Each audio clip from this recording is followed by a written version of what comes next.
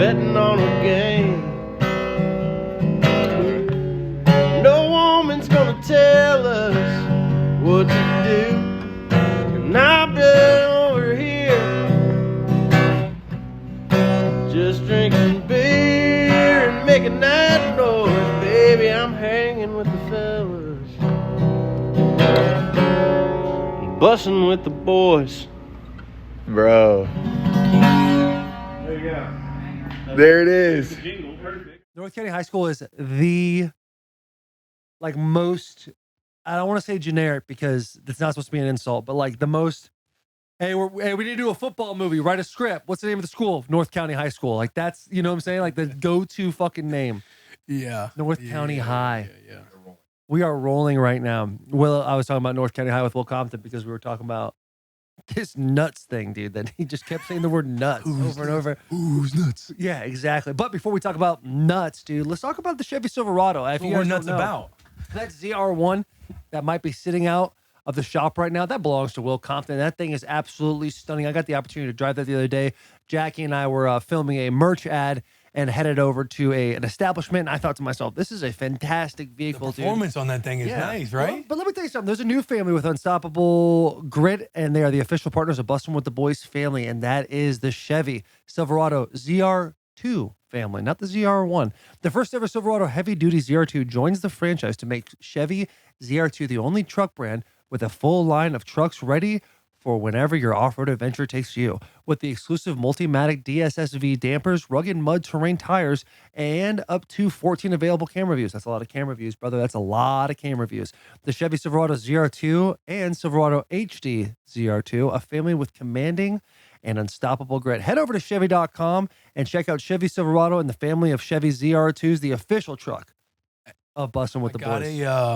I got a story. As a matter of fact, this morning, pulling in to my favorite little coffee watering hole, 8th and Rose, pulling in very tight parking spot. I'm talking, I had to Austin Powers it probably 3 times. In, out, because it was like a wall, right? So I'm trying to get around it, trying not to hit the back tires. But you were bringing up the cameras. You don't pull that off without those cameras. Right. Because there's times like, I'm using the cameras to get in there and it's telling me exactly where I am compared to the car that's next to me in the spot to the left. But if you're just eyeing that, you think you are scraping the car. You know what I mean? Like, especially with a truck, it gets a little too high. You're like, there's no way I have any more space here. But with them cameras, bro, like, I know, here's what I thought in my head. I'm like, keep your composure, keep backing out, in and out. I know everybody sitting in that coffee shop right now is like, is this motherfucker pulling Was the this glass off? right to you and you were essentially backing into the glass?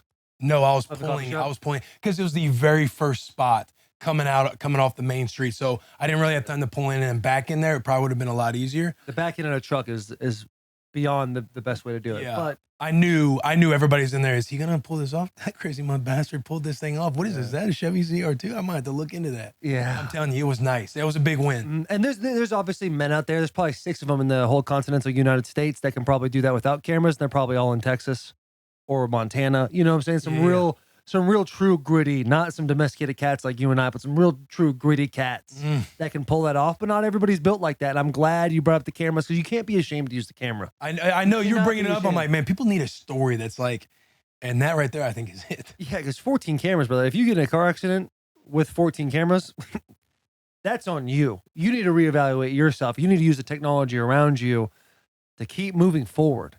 You know what I'm saying? That's how winning is done. Yeah, that's how winning gets done. But before I read that beautiful Chevy ad, and I did a phenomenal job reading that, tip of the cap to me, well, you were talking about nuts, dude. Just saying nuts over again before this show started. And I was like, you need to bring that back up. But then Mitch, having that big brain energy, dude, he fucking just put the record button on. It kind of gave me an in. Yeah. What is the nuts thing you're talking about? Because you're trying to, like, essentially, people who are listening, we're trying to talk about new segments, which some of you are probably like, we can't do another fucking segment. But like, it's more. Trust me, this is a work in progress. This is how our podcast happens. It's more to give it some like something to regiment somehow, because we get long-winded. We just get going. We get rattled. At the top. And I'm thinking like, it was an awesome weekend of football. I can't wait to dive into it. I'm just thinking like, what do we do coming out of the weekend? Jesus. That motherfucker was on your forehead earlier too. Like he's been treating you bad. I know he has that fucking fly. But it's like, yo, who's nuts was a positive thing at North County High School. The North County Raiders, it was who's nuts player of the week.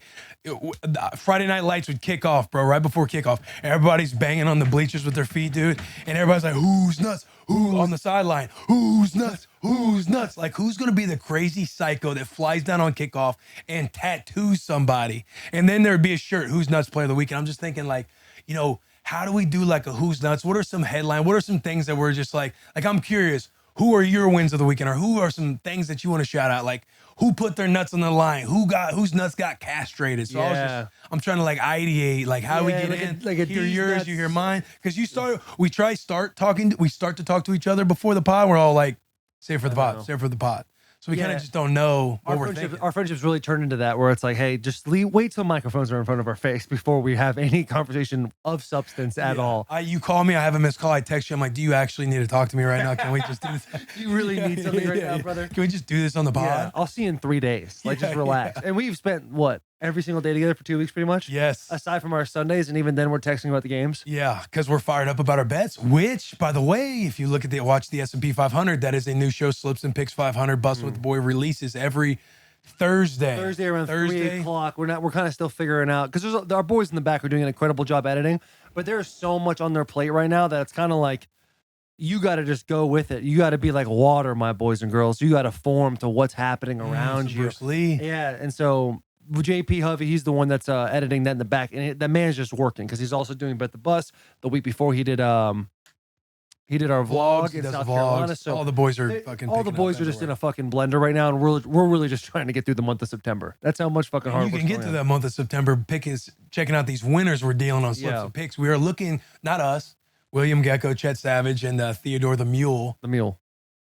He's the black guy. Yeah. But dude, it is a fun show. You should check it out. And I was looking at the wins and loss total of what happened this past week, and I'll tell you what, Chet Savage, he went 7-5 in his picks, and he was 5-0 before that under-over bullshit started to happen. And he's taking a little page out of Gecko's book, because he really did dial in every single winner this past week. So maybe check that out. Also, we were in Athens, Georgia this weekend, and we go up to this suite. Shout out, Georgia. We need to go into that whole thing, but this is a side little pieces. We're up in this suite, and this guy comes and sits next to me. Apparently, this guy is like the FanDuel fantasy winner, like two-time world champion. Sorry, two-time world champion. He's like, yeah, well, I've won $12 million. DraftKings. Gambling, DraftKings, yeah, not FanDuel. And he's like sitting there literally showing me trophies, showing me all this stuff. And I'm like talking to him like, all right, so what kind of parlays do you do? And he looked at me like, you're an idiot. You're an idiot if you only do straight bets. Only do straight bets. Now, I will say, though, Slips and Picks, Easy Team's favorite fun, that hit. And I did bet on that thing. That was like plus 326. So tickle the odds, I'm telling you. So I'm just letting you know, your boy, he maybe can't pull it off, but Slips and Picks. Yeah, we might be able to. Yeah, I think we're pulling it off with our little parlays. But the nuts topic, whether we're giving flowers for the weekend, we're handing out nuts, whatever the case may be. What are a couple things you loved seeing over the weekend before we start recapping the games? When it comes to who let their nuts hang out, let's start with college football. Okay. And we'll give flowers. And I know that I haven't really put my I haven't drawn a line in the sand yet about where I stand on this football team, because I've showed them a lot of support in the past, but not being the recipient of my team getting support has really drawn me away from them. But I do want to give flowers to the Nebraska Cornhuskers getting their first win in Lincoln, Nebraska. They played a good ball game. They played a good ball game against an equally talented NIU football team. There it is. And hold on. They played a good ball game. They, for the most part, to carry the football, they had one turnover, but I think they got two, right? They got 2 turnovers. They ran the ball really well. They managed the clock. They put points on the board. The defense played well, as they have in the last 3 weeks, aside from the second half of the Colorado game. And it's just nice to see your friend, who is just truly fighting a battle that no one's fighting with him, get something to hang his hat on. Because I mean, I wanted to punch you out in the car ride back from Athens. I really did. It was so fucking annoying. But also, like, they let their nuts hang out in Lincoln, Nebraska. I appreciate that. They dropped their nuts on the table. That's my shout out for college. Just for college. There's a lot of other teams that probably are deserving, but one team as well. But I'll let you do yours because there's another team I want to give their nuts shout out to. I will say my first handout, nuts in a barrel, wheeling them down on Victory Monday right now. Mac Collins, his Twitter post yesterday after the game, I loved it. The Savage thing? Yeah. Yeah. I saw that. Grabbing it over the DB Savage for Green Bay, who is a stud. But and then his caption was, everybody wants to be a savage until you see one face to face. And I was like, yo, that is fucking awesome. That is a fucking nice little deal. That is a nice little deal. But that'll be kind of my first dish of the nuts, bro. So we talked about going college, and then you went right to the NFL. But yeah, dude, that's really good. I feel like maybe it's the weekend, like dealing out. That's your weekend. Yeah. You're handing out the flowers. You're giving the nuts out. Right, dude. One team that did put their nuts out there this weekend, the Florida Gators. Oh wow, you're staying in college. Yeah. Well, I wanted to kind of stay on my topic. Yeah. And listen, we love Jack McPherson on this podcast. So he said a lot of things. Emotions have been high, especially between him and I. And I bet on the Tennessee Volunteers this weekend. I want the Tennessee Volunteers to be successful. But as a college football fan, you got to appreciate a team that's, underdogs in their own stadium and playing the way they did. The excitement of fucking a fight going on in the fourth quarter. The head coach is about to throw down like they're in Rough and Rowdy 46 or whatever. Like it is. That's what rivalry games are all about. Obviously, it didn't go the way McPherson wanted. My boy was on Suey watch until obviously the Tennessee Titans took a big win as the underdogs, as they always do against the Chargers. Chet Savage did call that, but you got to give them flowers. I like the nuts thing. You like the nuts thing? Okay, cool. I love that. I'm sure we'll work and have some better verbiage on just being like, all right, here's my nuts are going here. Yeah. No, but I kind of like how talking about some wheelbarrow nuts. Eric Bieniemy, hold on, brother. That's the second time you've used wheelbarrow right. nuts. Like I said, we'll get better. We'll do something new. You dropping the nuts on the table? Sure. Yeah, it's different. At halftime, Eric Bieniemy, the OC for the Washington Commanders, they were as good as dead out in Denver in that altitude. Halftime, it's like I saw your tweet. The Broncos are nice. The Broncos play good football. Like they're still a tough team. I know they absolutely soiled it there in the second half at home. That is a tough look and going to be hard to bounce back. They do have some vulnerabilities now, but EB, the OC, the halftime adjustments coming out and scoring 35-32, the final score. But the Commanders, it's like he's the new OC, so it's going to take them a minute to find their identity. But that second half, boys, Howell looking more comfortable, getting in rhythm in the pocket. Scary Terry going up between two defenders in the end zone. Brian Robinson just running angry. Like, Washington is nice. The NFC East is a very fucking tough, scrappy division. But my nuts, on the table. EB, I think that is a massive win on the road in the altitude. If anything else, you're worse off in the second half out in Denver if you're not used to it, right? Yeah. And I think them coming out, putting up them points in the second half, they were rolling, bro. It's hard to win in Mile High Stadium, especially in September. Shouts to Commanders on that. But if you're a Denver Broncos fan, you're tuning into Bussin with the Boys right now, have no fear, dude, because I thought the Broncos were dead. I said it a whole bunch before even week 1 happened. You guys are 0-2, but that's a damn good 0-2 football team. Sean Payton has done an amazing job of turning around the culture. Things didn't go your way in the situation. You get the 2-point conversion. Who knows what happens in overtime? Like that's a good ball club that has a lot of wins coming their way down the stretch. Maybe. It's you got to be able to step on their throat. Just like you said, the AFC East. Yeah, you got to be able to step on their throat. But this is a first year head coach of a new franchise, implementing his culture and the turnaround. I mean, they scored 33 points. Did they score 33 points in total last year? They were awful last year. Good point. Fair point. You know what I'm saying? Yeah, fair point. Like they're getting things going, and the ball didn't go their way. There's 4 or 5 plays a game. This is one of those games where 4 or 5 plays were the difference maker, and the Commanders took more of those plays than the other team. Yeah. And I did say I messed up a minute ago and said 35 in the second half. It was 24-0 in the second quarter before Washington finally got on the board. Yeah, that's wild. But and you're watching that game going, man, that altitude is crazy up there. Yeah, for whatever reason, that's the thing you go to, dude. Fucking wind, man. And it is tough, man. They show people on the thing sucking on those little oxygen tanks. It's tough. That's 2 good ball clubs and in 2 of the best divisions in NFL football. So that's my second. That's my second set of nuts. Right there. I'll tell you what the number 1 nuts needs to be though. It needs to be the special teams coach for the New England Patriots. Literally, truly innovated, changed the field goal block unit forever. Well, how genius is that? How come nobody's ever thought about that, of lining up a guy on the opposite hash or towards the other sideline and watching the holder look back at the kicker, knowing the timing they have. If he looks 1, 2, flashes the hand, ball comes. That's the type of shit that can be timed up, no problem. Now you can do a fake flash and all that, and it's really easy to do because you're taught in field goal not to move until the ball is snapped. So you really just need the snapper, the holder, and the kicker to be on the same page. But so you can switch that up. But that's incredible, and it's crazy that was awesome. Once again, the Patriots changed the game. Years ago, there's a thing called bungee, and it's basically when the defensive line, it's a critical part of the game, and there's less than 2 minutes, and there's a 10-second runoff when there's a penalty, when the clock's still going, and you bungee. That's when the D-line moves laterally really fast. The Patriots came up with that too. And they're just continuing to innovate. Belichick's been doing this for 45,000 years. Yeah. And they're still doing stuff like it's just beautiful. And the reason bungee's good and works at times is because the O-line, you can correct me if I'm wrong, you guys just aren't moving until the ball goes. Like you said, it's the holder and the snapper. They're the ones that's kind of on the same page. It's not that cut and dry as it is in field goal. Like, you need to know what the snap count is, anticipate and move while. But sometimes it's a silent count, right? Snapped. Yeah, but you have cues and all that too. Got you. You have cues and all too, but that's why you're anticipating the head movement of the center or the guard putting his hand out and the center moving his head. That tells you when he's going to snap the ball and on what cadence.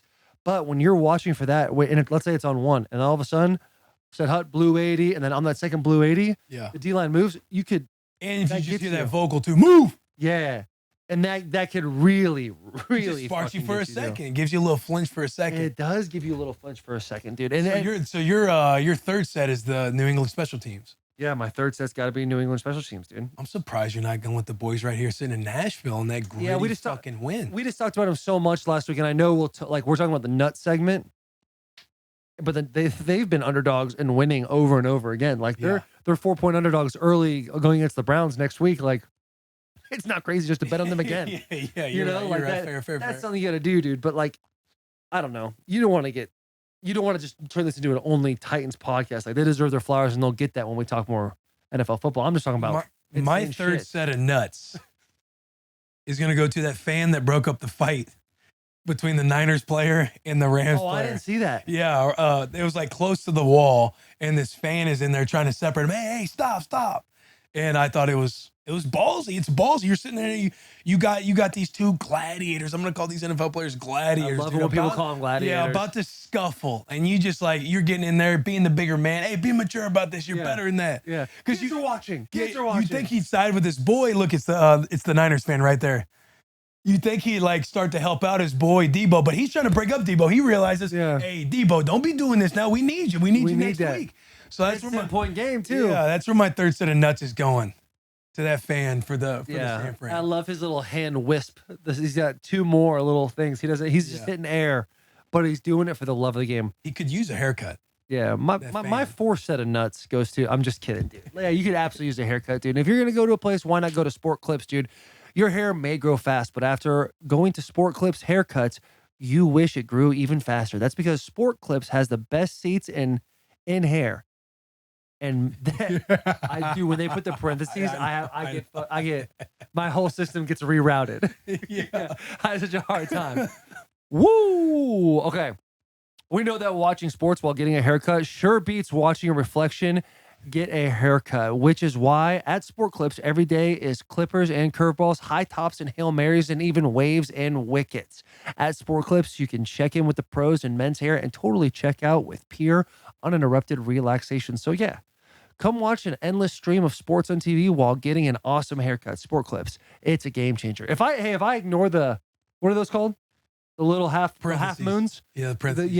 If I ignore the parentheses, I do a whole lot better reading. But when I read that second one and the parenthesis came up, I was like, oh. Like, am I supposed to read that? Brain just shut down. But yeah, dude, I like the nuts thing. 3 sets of nuts. 3 sets of nuts. 3 sets of nuts. 20 minutes into the fucking deal. Yeah. We'll clean it up. You want to talk more ball? Talk about the weekend. What you want to do? We can talk more ball. We can talk some more since we're on the NFL. Let's talk about the NFL. But yeah, and you brought it up before we even talked about like I can't believe the Nuts aren't going to the Titans. Like, I mean, Titans did exactly what Chet Savage said they were going to do on the S&P 500. Like, anytime, I think the NFL actually tweeted something like this too. It's like 18 underdog wins. Mike, oh no, he has the most 25 since 2018 underdog wins that Mike Vrabel has. You know, and it's like he's never an underdog, and it's really like that's why you kind of look at this Cleveland Brown game and go, yeah, you might have the Titans +4. Yeah, no problem, or Titans money line, low key. They played well, man. They played well because the Chargers are tough. And Tannehill too, like everyone called for Tannehill's head, and like, you know, it wasn't like the cleanest operation, the cleanest game in the world. He was under a lot of duress with pressure and stuff like that, but he had a couple of good bombs, like a 60-yard bomb and a 70-yard bomb with Burks, and it's just the play calling too. Like Tim Kelly has that Arthur Smith, that vibe to him where they're gonna start when they start gelling, when they inevitably do start gelling, it's going to be a lot of points per game because Tim, he gets it. He understands ball and he understands how to utilize his weapons. So I think that's going to be, it's a very bright future for the Tennessee Titans. A very bright future. Yeah, and their defense showed up when they needed them to at crunch time for sure. Like your boy, yes, did I have the Chargers -2.5? Yes. But you bet your ass off up yelling hoorah at the TV when Harold Landry just shows up there at the end and gets that sack. And I'm like, I mean, I guess I'm going to lose the bet, but you never know. Yeah, but I was fired up. Yeah, I was fired up. It is one of those deals when you fade your own team. It's like if you lose your bet, at least your team won. Yeah. You know? Like you're kind of in a win-win situation. You're in a win-win. And it was good to see Tanny get that gritty win with the boys because he was under a lot of heat because he had a bad game last week. Yeah, and it also goes to show, like, from a talent standpoint, it seems like the Chargers have more talent than the Tennessee Titans, but a lot of Chargers fans right now are getting mad at the coaching staff because of their understanding of situational ball, the way they were using their timeouts late in the fourth quarter, kind of back and forth, and how they should have maybe gone for it instead of kick 3. And one thing the Titans don't have to worry about is their coaching staff understanding situational ball. Like, got to give that tip of the cap to Mike Vrabel. Yeah, it really is. And the Chargers, it reminds me a lot of Nebraska back in 2021. Go ahead, buddy. Speak your truth. But I see some people post, they're like, Chargers are the team that's like, we almost always win. It was something like that. Like they're a good ball club. I know they go through and they got Kellen Moore. I saw Orlovsky tweet saying like, yo, you bring in Kellen Moore, a top OC, and the offense looks the same kind of as last year as far as the operation, the play calling and everything else. But I know Chargers fans are sick because they have a good team. They have a good team. They should still have optimism though, because that division, nobody's 2-0. Raiders dropped, got their ass whooped down Buffalo. I hated to see that. It does look like the Bills are back on track. And then also, we knew that was going to happen though. Yeah, Kansas City won, but they only won 14-6. Was it only 14-6 or was it 14-9? 17-9. That's my fault. Same point differential though. Same point differential though. Will, you're on top of it. Couple field goals late in the game. Yep. Yeah, I think like. But saying like neither offense, like their defenses, Jaguars D showed up. Chiefs defense definitely showed up. Chris Jones was wreaking havoc. I think late in the third quarter he only had 1 sack. He ended up with like maybe 2.5. But he was getting pressures all fucking day. He was getting pressures all day. Yeah, their defense was looking nice. Yeah, and the Chiefs offensive line, man, that poor kid. What's that kid's? His last name's Taylor. That right tackle. Was it? Yeah, Jawan Taylor. Like, I feel bad for him right now because all the stuff we saw in that Thursday night football game against the Lions of him twitching and moving and jumping off. He had 5 penalties yesterday. 5 of them. Yeah, I saw the false start. It's kind of like a series. I mean, some of those were questionable that Thursday night football game. Yeah, and it's I know you do it. You were really good at doing it. There's some of the guys that said, well, it was a Bach. It's you. It's Trent does that too. Trent does a good job getting off the ball. He was low key, damn near lined up like as a wing on punt at times. Yeah, like you gotta know, you just gotta understand that part of the game, and I'm sure he'll figure it out. Andy Reid will be up his ass about it and all that. But like, also coaching staff, like if this guy's giving up pressures and sacks, like give him some chips, and if he hasn't had a lot of chips before, help him understand that you don't have to rush out of there. There's a whole bunch of shit you can do to help him out. Scroll back up, and that's something you love to see too with your head coach. Just want him to clear his head, like trying to get him out of his own head. Because anytime you can get in the tank and have some penalties, you're like, God, I'm sure these fucking like. Sometimes you're just like, they're just motherfucking me right now, yada, yada, yada. You just want out. It's nice when a coach is just trying to get you out of your own head. Yeah, and that's good. I mean, I'm not worried about the Chiefs.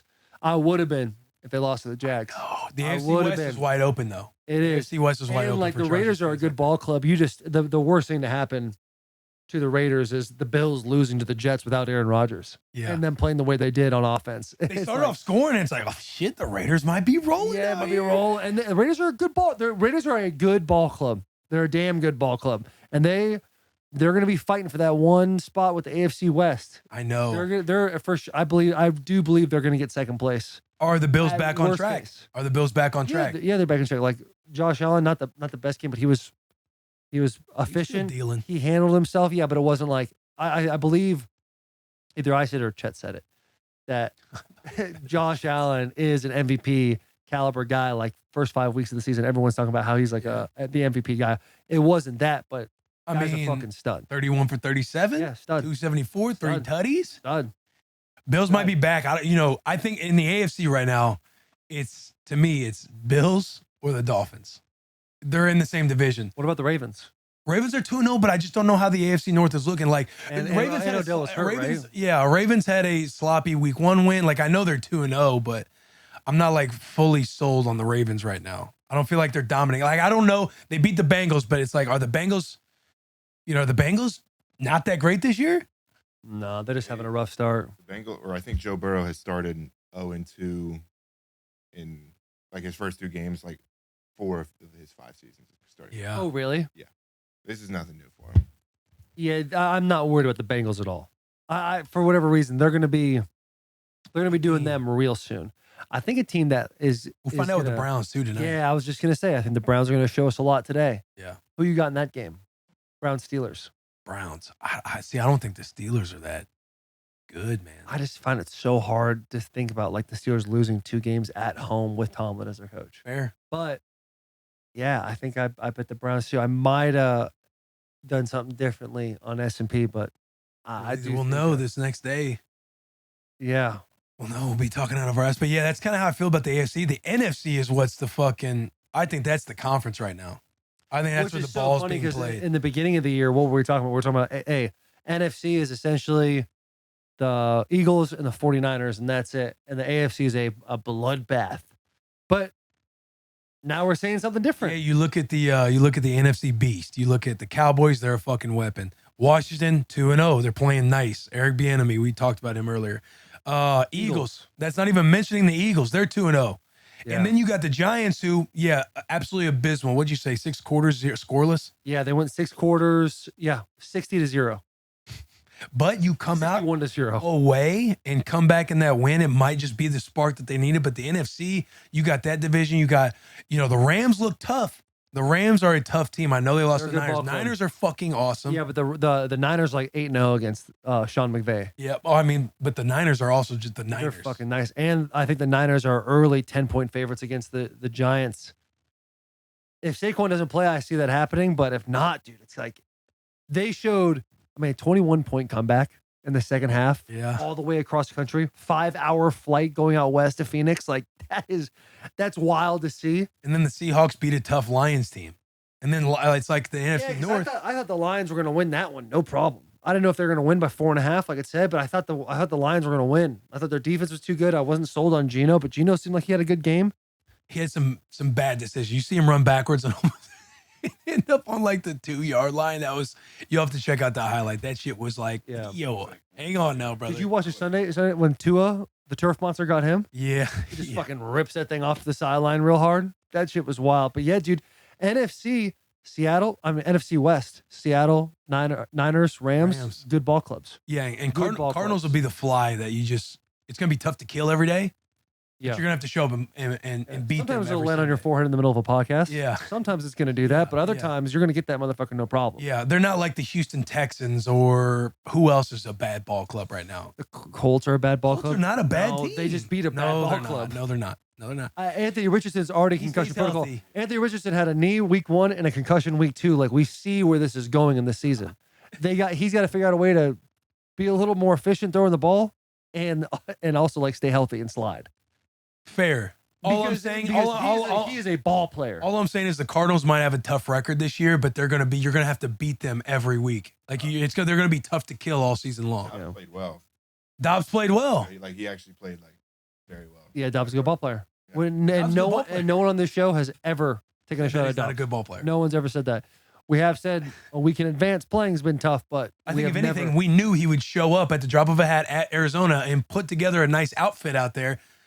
You're just not seeing them winning, but you know he can step there's in no doubt about it. and operate the offense. There's We've no doubt about always it. said that. We have always said that. One team that I am really excited for, and I'm really happy about that they're 2-0, is the Atlanta Falcons. Yes. I am fired up about that, dude, because I was scared that was a sell game on the S&P. Like, I wanted to stay away from it because I didn't know how good Jordan Love was, and I wasn't sure how good the Falcons were. And it's like, first off, Jordan Love's a stud.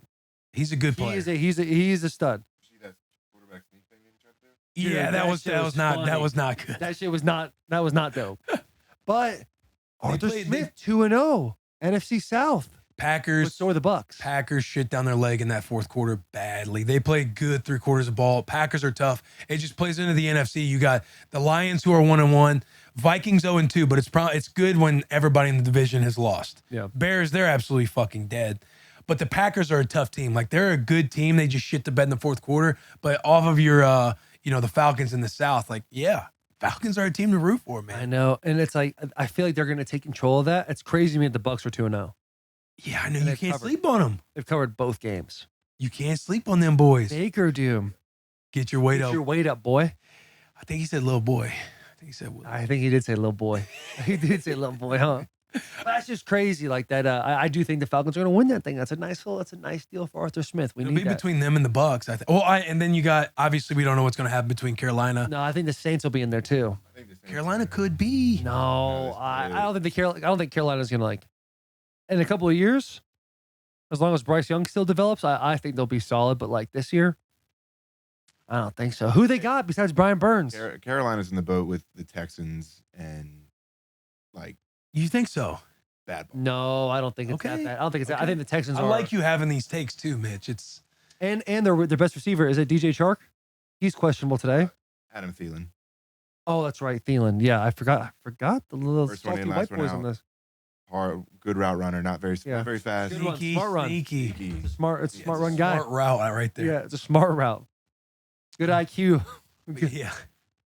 But yeah, that is a deal. That the is, NFC's tough. NFC is tough. It'll give me be your fun. top 3 NFC teams, no particular order. Top 3 NFC teams. No, okay, thank God Top you said th- no particular order. Top 3 NFC teams besides the Niners and the Eagles, Besides, okay, because they're obviously the top That 3 helps. teams. are they? The Niners and the Eagles. Niners are one. Niners are one. And the Eagles up in the air. Oh, dude, the fucking Cowboys? That's what I'm saying. But like going into this year, everyone was talking about Niners, Eagles. They're both 2-0. They're both 2-0, and they beat a good 0-2 Minnesota Vikings team. I will say. I'll say the top 3 teams, if there were power rankings right now, No particular order. I would say the Niners, It just said no Niners or the Eagles. Cowboys, Okay.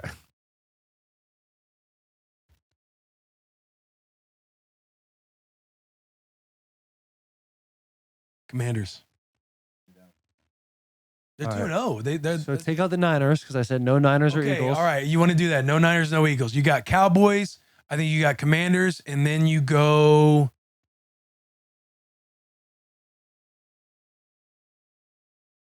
You either go Falcons. You go Falcons or... I don't know. I think the Rams are tough. Nah, because I honestly, hand up, I didn't get to watch that game yesterday. Detroit kinda probably should have followed won along, saw that. a Aiden couple Hutchinson highlights. had a bad no call against him. A bad no call against him. That would have. But honestly, overall, you're looking at Niners, Eagles, and Cowboys. Yeah, I think those are obviously your top 3 teams for sure. Cowboys have blown me the fuck away. I've been able to watch those 2 games.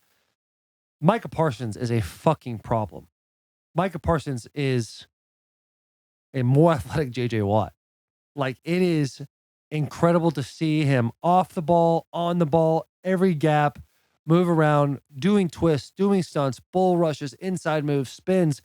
It's just the dude can really fucking do it all.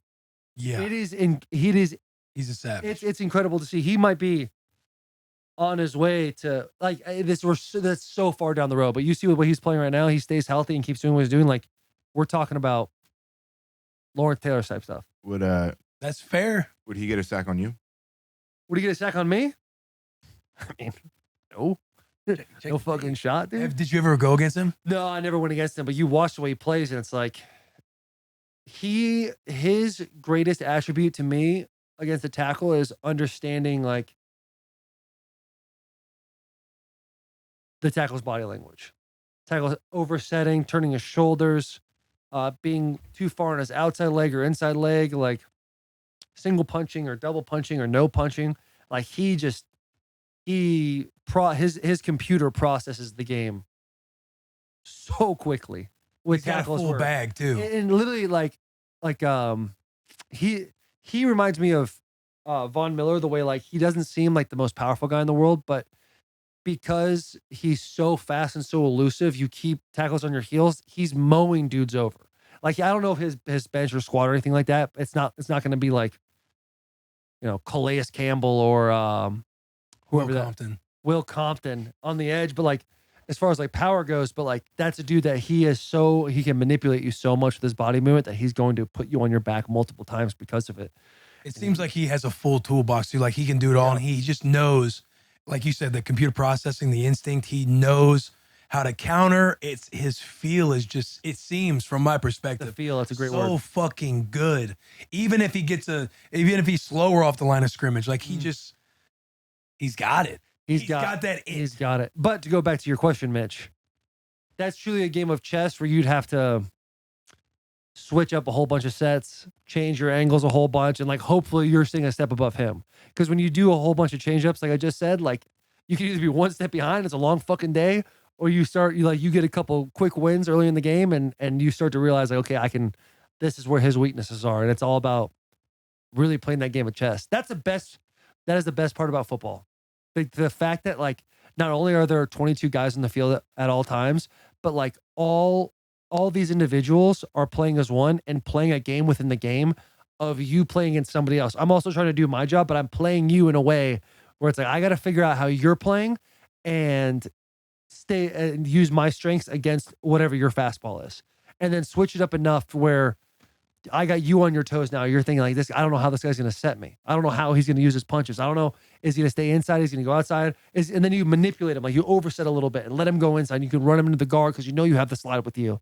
And that's like the fun. That is the fun part about football. Hell yeah. When you're in flow state like that and you're just like, I could literally do whatever I want to this guy right now because I'm in his head 2 quarters in this game. He's got the yips. That is the best feeling, dude. And I feel like that's what happens in your position as a pass rusher and a tackle and a corner and a receiver. Those kind of games happen. It doesn't, like you're saying that stuff, there was never necessarily like one-on-one stuff you're thinking like as a linebacker off the ball, or I'm sure with the safety, because you're not in like those real one-on-one or fucking 6 inches apart from each other, like having to play the game within the game, like outside of schematics, like guy versus guy. Yeah. That was like cool you to play hear. JJ Watt and you're on the backside of a play. You know that he's going to step inside and go outside and then try to bank around the corner 8 times out of 10. So you influence him by going super hard, but like pivoting while you do it, and then you can wall him off. Now that B gap's massive, and then you do it, and then you think to yourself, he's gonna step inside real hard, and then he's gonna go outside. I'm gonna step in hard with him, knowing he's gonna go outside, and go with him, and it perfectly happens. A play where you don't block him the way necessarily you're supposed to block that play, but because you played that player that way, it makes the hole so big, and we just hit a 40-yard bomb because of that. And you literally think to yourself, dude, I'm on a different level than everybody else right now. And it's just for one play. Like the next play you might get beaten, you might think, oh, I'm fucking terrible. And then you're playing that game. But like for that one play, that feeling, the only way I can explain it is like when you put on a pair of Georgia boots, dude. When you put on a pair of Georgia boots that are designed for the longest shift and the toughest jobs, like playing offensive line in the NFL, Georgia delivers boots that are as comfortable as they are tough, boots that you can wear from work to the bar, blue collar comfort right out of the box. Whether you're working on the front lines, fixing that shelf in your closet, or grilling out back, these Georgias are the best boot for the job. Georgia boots are designed for rugged, demanding work environments that are built to last, making them ideal for workers in various industries. Georgia boots are designed with comfort in mind, featuring cushioned insoles and supportive technology for all-day comfort. Do us a favor. do me a massive favor after I tell you this. You're going to go to georgiaboot.com and you're going to use the code BUSSIN, that's BUSSIN. You're going to put 20% off on that bad boy on your purchase. So do that, georgiaboot.com, use code BUSSIN, BUSSIN, and you're going to get 20% off. Do that. Do that. But yeah, dude, there's nothing fucking better than like just having someone's number in the game. Year 10? What you're talking right there? You got me a little excited. It fires you up. You did bring up a good point about the turf. People are fucking mad about the turf, which is so wild because Aaron Rodgers gets hurt week 1 and then the Titans literally go from grass to turf this year. And I was on the Up and Adams show and she asked me about it. And David Bakhtiari is a guy that has been so vocal about that. There's a stat like $12 million is all it'll take to go from take all the turf fields in the National Football League to grass. Divide that by 12 or 32. Those 32 owners. I don't know. I'm not a math guy. I did do some pretty good math before the show, but that doesn't seem very expensive for these billionaires back and forth. And it'll be interesting to see how it all develops once we get into like that March time when they have like the owners meetings and all that. Everyone's sipping their mimosas and having a great time. And they also do a little bit of work while they're there, changing the next kickoff rule. Be interesting if they go talk about the turfs and the grass fields. Yeah, it's every player. I don't know of any players that would like the turf more than the grass outside of feeling faster on turf. Yeah. Which, as if you're a young skill player, you're a young guy, like you're not feeling any of the wear and tear yet on what turf can be like. I know when you get older, 5, 6, however many years you get going, like you start feeling it even on practice. Like it might be, the weather might be bad outside, but there's even a part of you that'd be like, yo, let's just go play in the shitty weather on grass outside versus being on the indoor inside. I think there's a part, I think the whole thing's like, we need to stay outside as much as possible. Yeah, but I'm saying as a young guy, sometimes you're like, oh, let's just go to the indoor. Like, you know, we're inside. It's not as hot out there. Like there's no humidity. We go inside. It's going to feel a lot better. But dude, as you get older, like the turf grass thing matters. And I would almost just rather the owners be like, hey, we're trying to cut this bottom line.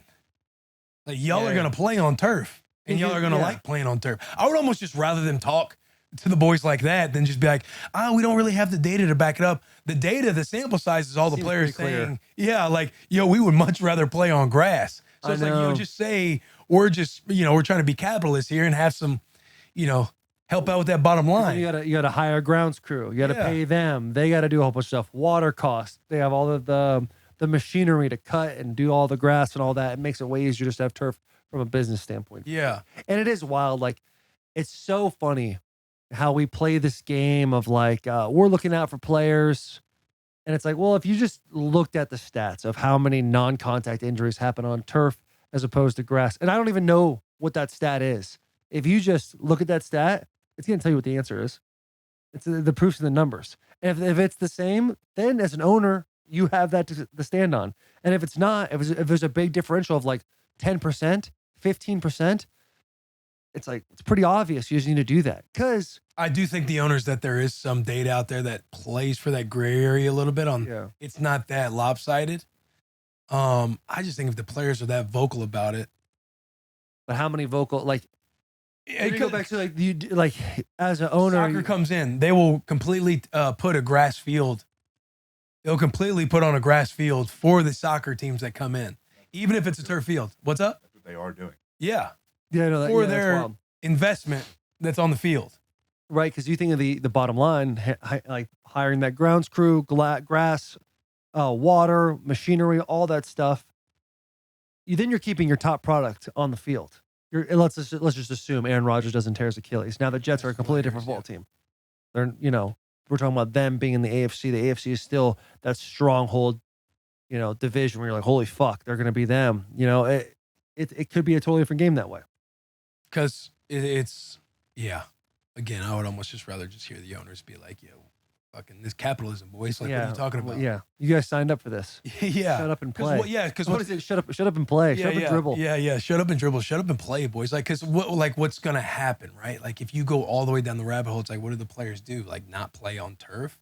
Nobody's going to not do that. Then you're getting into taking away people's paychecks. And then it turns into like, what do we, if it's not going to happen, what are we mad about? Right. Like, we just go play the ball and know what you signed up for, blah, blah, blah. If the common ground is we want the healthiest environment for our players, our best players, let's find the common ground here. And our players want grass. Like, our players want grass. make every field a grass field. If that is the common goal that we all want to aspire to get at, don't play the fucking. Yeah. You know, we got data here. We got, everybody's saying, yo, we want grass. Do Just say, hey, boys, fucking, this is way cheaper. Shut up. Do or do not. There is no try. Yeah. Right? Yes. Just fucking do it, dude. Should we move into some college? I know the boys were going to be at South Bend this weekend. South Bend, where the Irish is going to upset the Buckeyes. I'm praying. Dude, it's going to be a fun game. It's The gonna be a hell of Irish a game. looks like a fucking good Notre Dame football team. Not like they do have a great schedule to put them in the college football playoff conversation every year. But usually it's like they don't necessarily treat the bad teams like bad teams. Those are always close games where they have a close loss or something like that allows them to say, oh, we only have this type of loss schedule. No, they have a tough schedule this year. Not only that, but they're a fucking good team. The quarterback's rolling. What is it, Hartman? He's rolling. And the Buckeyes, they're on paper extremely talented, but they're not fucking. It's like Notre Dame treats bad teams like bad teams. Ohio State's not doing that. Well, that's not necessarily true. You don't think so? No, like they had a tough start, just like Michigan did this past weekend versus Western Kentucky, where it's like, oh man, is Western Kentucky maybe going to upset them? And then they ended up putting up 61 points. Talk about Bowling Green? Yeah, Bowling Green for Michigan, but Western Kentucky versus Ohio State. Gotcha, it was gotcha, like 10-3. It was something like really close. Like Kentucky was low key about to score and tie it up 10-10. It was like maybe like 10-3 with 8 minutes left in the second half or first half. And then by the time the second half was over or the first half was over, it was Ohio State was up by like 40. Yeah. That's Maryland. But there was I think it was like 61. They ended up putting up 61 points, essentially covering. And if the big argument is like good teams cover like they did. Touche. Yeah, but it is, that's a good ball club. And they just do that. 35 points. But that is what Ohio State can do. Yeah. Ryan Day, his squad, they have so much talent on the edges where it's like, this is going to be a great test for Notre Dame and see what they can do. Because It's going to be a good test for both. This is their biggest test, right? Yeah. I mean, Ohio State, they got a new quarterback, Kyle McCord. I mean, you have CJ Stroud as your starting quarterback for 2 years. There's definitely going to be a bit of a drop off. So I think once McCord kind of like identity gets going, gets in a rhythm. Yeah. I mean, the skill positions that Ohio State has is unmatched. I mean, Marvin Harrison, Emeka Egbuka, He is so good, dude. Marvin Harrison. this game is going to help us start to decide and separate who's really going to be in this college football playoff conversation. Yeah, these are two big time contenders going at it, and one might fall away. Like, can I see Notre Dame's schedule, Jackie? Because let's say Notre Dame loses. Does Notre Dame have the power in their games to get back? I mean, they play USC. They do, too. They got, USC will be in the picture. I'm telling you, USC is fucking nice. Yeah, dude. Caleb Williams is it Caleb Williams? Yeah. Duke Yeah. is surprising everybody. Yeah, Duke. Yeah, so let's say they drop it to Ohio State. They beat Duke, beat USC. I mean, those are the only other two It'll games. be a one-loss Notre Dame team. Yeah, a one-loss Notre Dame team could absolutely find themselves in the college football playoffs. And here's where I think the small little secret sauce is for Notre Dame. If let's say they drop against Ohio State, no conference championship. So there might be.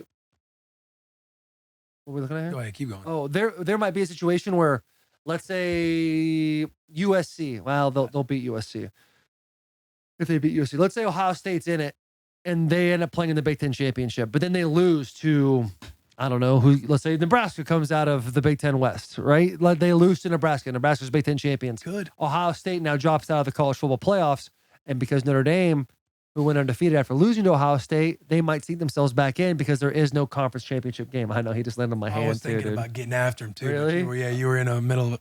There he is. Get him. I think you might be. I don't know if you saw this earlier, just on the note of college football. Travis Hunter is out for 3 weeks. They don't. Travis Hunter's out for 3 weeks. Yeah, what a shot by that. And Yeah. just announced Casey Thompson tore his ACL, done for the season. That's the kid that was at Nebraska last year. Old Nebraska QB. And where's he at now? Florida Atlantic. Oh, Yeah, Travis Hunter's gonna miss USC. That is Oregon, fucking tough for and Colorado, and that off that sucks. cheap ass hit. I know that was cheap ass hit. That was so bullshit. People I were know. calling for him to be like banned from college football. Like, Oh, not that's suspended, far. which is way too much. Yeah, but he needs to be That's- suspended for that's- multiple yeah, games. that's just Multiple thinking- You games. think so? Multiple? Dude, that was that was such an egregious, over the top hit on their obvious best player.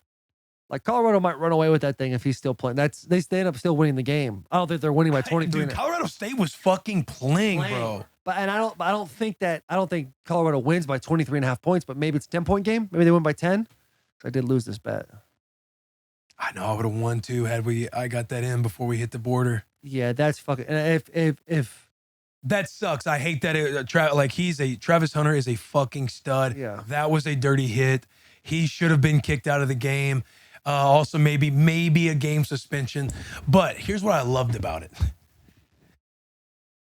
The rivalry, that was everything you wanted in a rivalry game. Yeah. I'm talking headlines. Taking out Travis Hunter being out, like our hearts go out to him. And yes. we want the sure, best thing yeah, for him. that sucks. I hate that for him. But as far as like that rivalry, that was fucking that game was everything you wanted and more. The headlines all week long. Colorado State went into Boulder against not only the Buffalo, Deion Sanders, The Rock, Pat McAfee, Lil Wayne, Offset, College Game Day, absolutely everybody. Coach talked about Deion, and made it the day it's like, oh, it became personal. That all the headlines that came out of that, the shit talking, everyone was tuned in for that 10 p.m. Eastern game for Colorado State. And Colorado State came out fucking swinging. And not only swinging, but you can tell there's just bad blood. Yeah. Bad blood in that game. They might have stormed the field, but you know there's a lot of Colorado State fans storming the field ready to probably just fight Colorado fans. Like, I loved everything about that game. Sucks the cheap shot. Hate that Travis Hunter's out, but including that cheap shot because that is a rivalry game at its finest. And what makes this piece of the rivalry game so beautiful is this number 11 scumbag kid. He takes that big hit on Travis Hunter late in the game. He's the one that got burnt as they get the touchdown to go into overtime. Right? It was overtime. Like that is. Like karma, that is college football, that is rivalries, everything. Here's what I didn't like about Colorado, the way they reacted to this. How come the quarterback's the only one getting in that kid's face? Where's the offensive line situation? That happens in the game. Boys, we got to clear the benches. That would have been awesome to see. Clear the like you love Shedeur. You need 5, 6, 7, 8 guys. You need 48, no helmet on, getting over there, getting that guy's face, getting that who was the linebacker for Houston on steroids? Houston Texans. Brian Cushing going up to that Cleveland Browns offensive lineman. He smacks him in the head. His face is pouring blood. That's what I needed from 48 on the sideline. Right I know. In the way, I'm with you. That is the stuff. And then also the fucking handshake at the end of the game. Very anticlimactic. I watched the whole game. It's okay because I thought that was good. Yeah, it's okay because Colorado State played so well against a team that they were literally 23.5 point underdogs against. But if Deion wins that game, covers 23.5.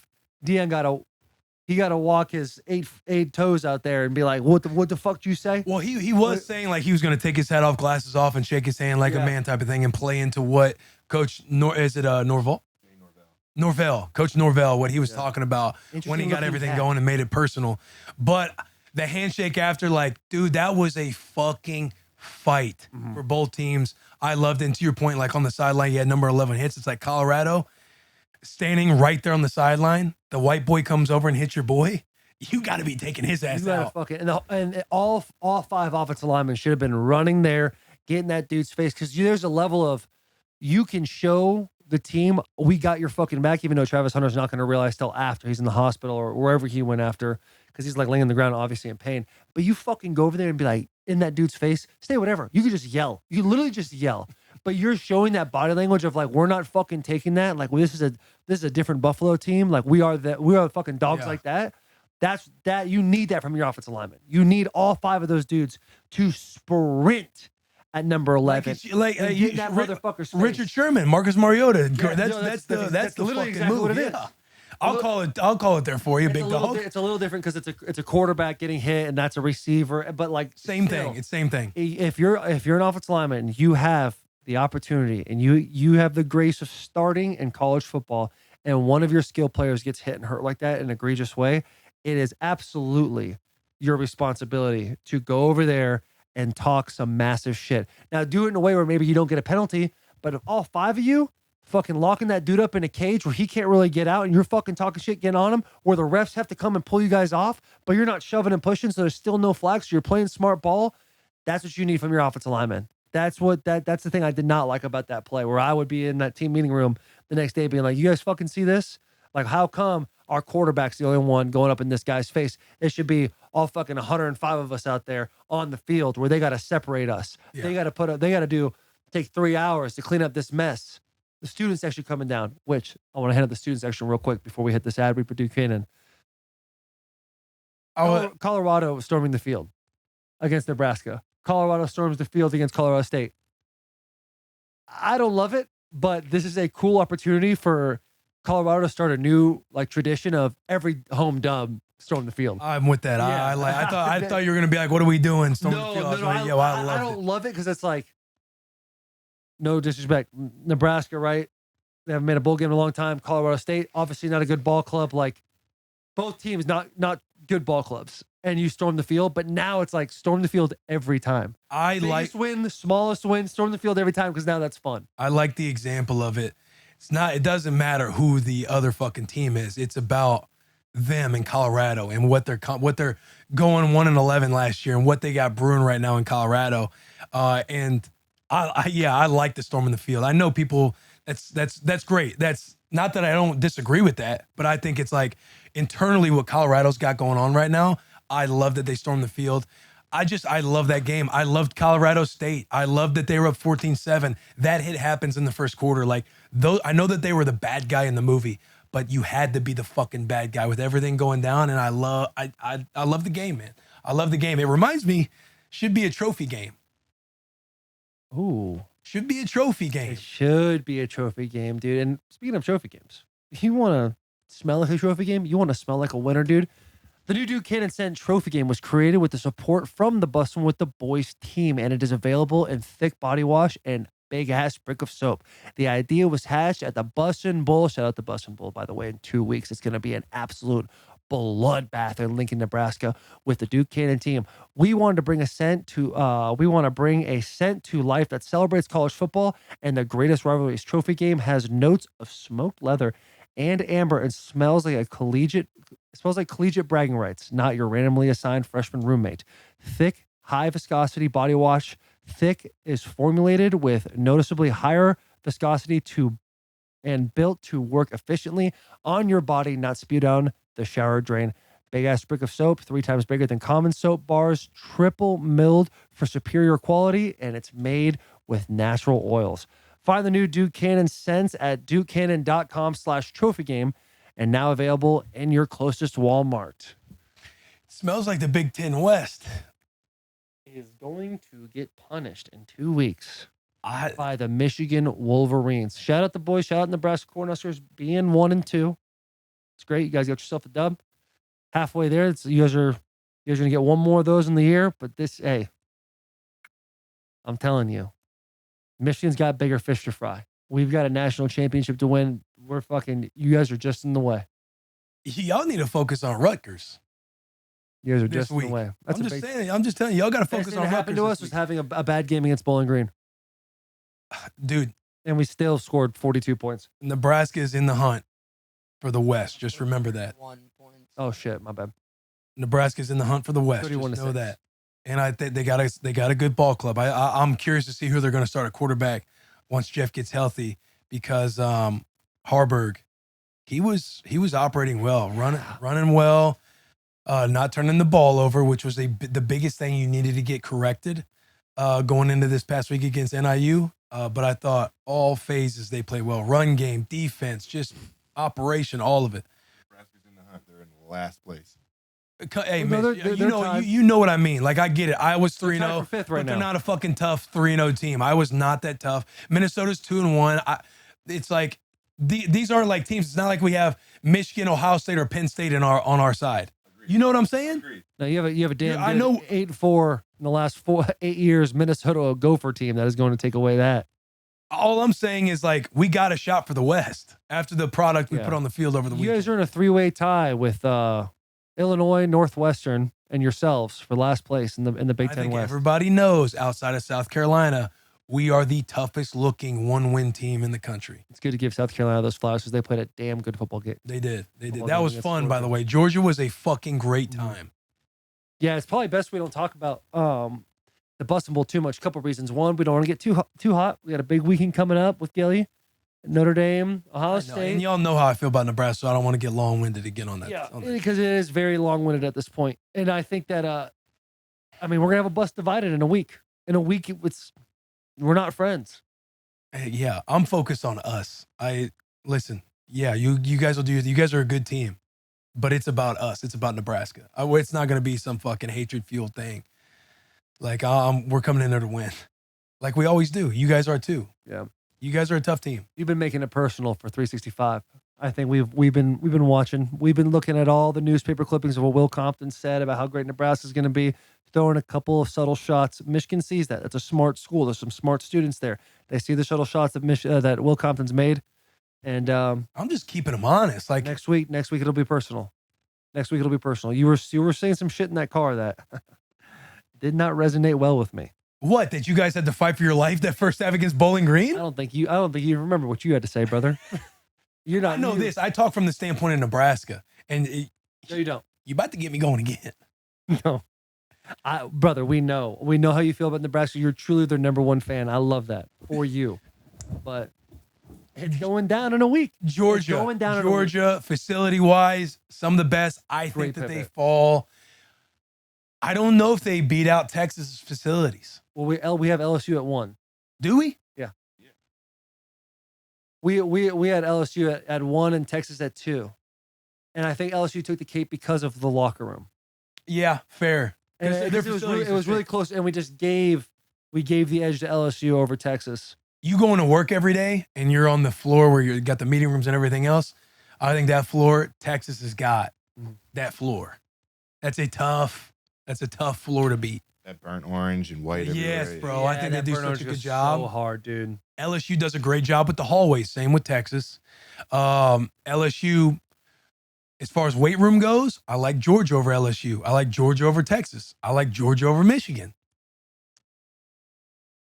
Yeah, I would go weight room wise. I would put Michigan at 1. I put Georgia at 2, and then Texas and LSU. I can't really remember their weight rooms, but I don't remember being overly. I don't know if consumed by either of those weight rooms. Yeah, like it's close between Michigan and Georgia. Both big weight rooms, both very well put together weight rooms. The floor plan's incredible. Yeah. I think Georgia's is so sick because, man, black and red, that color combination just is it goes so hard. And it just has stood the test of time. Like anytime you create a player at NCAA 14, what colors are you going with? You're usually going with a black and red, unless you're doing like your own school or whatever. Like you usually go black and red. And it's just badass. But I think LSU does a phenomenal job of implementing that purple and gold. I just think like Michigan using Oosterbond, and that when I was there, that was all an indoor facility. It was all an indoor practice field. But now it's like double stories, loft, basketball court, the whole thing. Like I'm going to give Michigan the edge on that one. But everywhere else, I think Georgia won. Underwhelming loudness during on game day. Yes, but is that you and me having the highest of expectations because everyone spouts off about SEC football? Or is that truly because they weren't that loud? Here's what I'll say. I love it. You did what last year? You went to, didn't you say you like South Carolina's environment? South Carolina was louder. Louder? Yeah. So you got to taste that one. You also, obviously, you're used to Michigan. I'm excited for you to go back to Nebraska. But when we go out to Tennessee too, like once you hear a couple of these, you just know. And you're kind of just underwhelmed by the Georgia stadium, I guess. It's kind of built a little bit more of a bowl shape. Similar to like a Michigan, similar to like a Notre Dame, because we'll be out at Notre Dame. I'm hoping that one's like rocking, maybe louder, but Notre Dame wasn't the loudest last year against Clemson too when we stormed the field. It was one of those deals too. I think Georgia's stadium has the perfect blend of college and NFL. And you actually brought that point up, but I wanted to bring that home is like the stadium itself looks really, really like it has an NFL vibe, but then there's so many small nuances that are college. Obviously the hedges, so historical. You walk around the gate, dude, and that big G is like kind of just implemented and put in certain spots. And then they have the guy up on the top of the stands playing a solo trumpet, little whatever the fuck it is. It's really nice. I'll tell you where Georgia lost me a little bit is their pregame. They didn't land it. They did not land the pregame. Not that like hype. They had a hype video with no music, and smoke is cool. The smoke is cool when they're walking out, and there's some big boys now. It has a good high school feel of them and then going through a banner and all that. That was really cool. But I expected so much from a, two-time national championship team. I'll say this about their fan base. It's very similar to those well-kept hedges. Very similar to those well-kept hedges. Feels a little hoity-toity out there in Georgia. Feels a little hoity-toity. A little hoity-toity and a little in Georgia. front-runnery. It wasn't even close to Tennessee. I'm just comparing. I can't wait if to I'm be just at Neyland. comparing the SEC, and I didn't get to go to South Carolina, but you guys, obviously that place was probably fucking rocking, knowing that they were at a night game against Tennessee last year, but it wasn't close to what we've seen. They just announced South Carolina, Tennessee night game again, 2 weeks. Bussin Bowl, so we obviously won't be there, but will be electric. That will be electric. that will be Is awesome. Bussin Bowl night game? Yeah, it's the 30th. But it's TBD on time right now. Yeah, I would assume it'll probably be noon kickoff. It's got to be a night game. You got to assume it's the biggest trophy game, biggest rivalry in I college hope sports. It's noon. Really? It's an early game. Yeah. Get rocking. You know what I mean? Just get an early get game. on, get off, get I'm out. pro early game, dude. I love early games. Yeah, but you can't sleep on the fucking lights hitting the helmet and grabbing an extra shine to the helmet. It's and it's just Yeah, dark you're outside. right. Like you can't beat the environment of a night game. But I'm with you. I love new. You were at Michigan, Nebraska, the I night got you game a real couple quick. years ago, right, Jack? Yeah. I mean, the problem with the night game, outside of like, boy gets a little sleepy throughout the day, I get a little tired. Your boy struggles to make it in that second half. I got to get off the old feet, man. Or I got to wear some Georgia for boots. Nebraska's sake, too, if it's a noon game, that's a better situation for y'all in Lincoln. Yeah. Night game. You got to get the fight started early. Yeah. You got to get the fight started. I hope it's a noon game. Obviously, the pandemonium of a night game would be sick because they got the fourth quarter, the lights and everything else. But I am excited for that game. I just hope we beat. Obviously, we should beat the shit out of La Tech. You hope that that's how it goes down. Similar to this past week. What was it? 42-10, 35-10, some shit like that. I'm It's like excited. 35-3 until they scored late. I'm excited to head out there because I haven't been out there yet. Dude, Lincoln? you'll love Lincoln, man. Fucking rips. Dude, it I'm does. stoked to be in Lincoln. Everybody out there, it's red 365 out there. Obviously, you're going to feel the game day atmosphere just getting off the plane and seeing everything, but people just love. It's the only thing out there, man. That's why I got them. Good people, too. Good people, Lincoln bro. People are solid. And you know what else you can do in Lincoln on Friday night? Yes, our tickets on sale for our Bussin' live show. Tickets are on sale. We're going to be at the Bourbon? The Bourbon Theater? Tickets are on sale right now. They are, I think we got a text earlier. They're almost sold out. If you're listening right now, go buy those tickets. The boys will be there performing live podcast Friday night at the Bourbon Theater in Lincoln, Nebraska, right before the Michigan game, right before the boys go at it on Saturday for the Bussin Bowl. But tickets are on sale. That's going to be a hell of a game. Maybe a special excited. guest. Maybe a special guest. We're kind of going back and forth on a couple of things, couple ideas. You never know. Yeah, skis. You never know, but that place is going to be rocking. Barry's, obviously. Heads up, boys. That's We where will we might be at Barry's. That's where we might probably be after the Bourbon Theater. But I'm excited for Nebraska. Yeah, if you enjoy this podcast, you're gonna enjoy the show. Yeah. Because we're gonna a lot of interactive stuff too. If you're coming to the show and you're listening to me now, be ready with the shout out note for shout out. Be ready with pet peeve of the week. Be ready with just all of our segments. A twisted question that you might receive. Jackie, he's been in the back a few times during our live shows, asking some would you rather's that will shake your soul a little bit. So it's gonna be a fun time, man. Do you have a twisted question for us this week, Mitch? I do.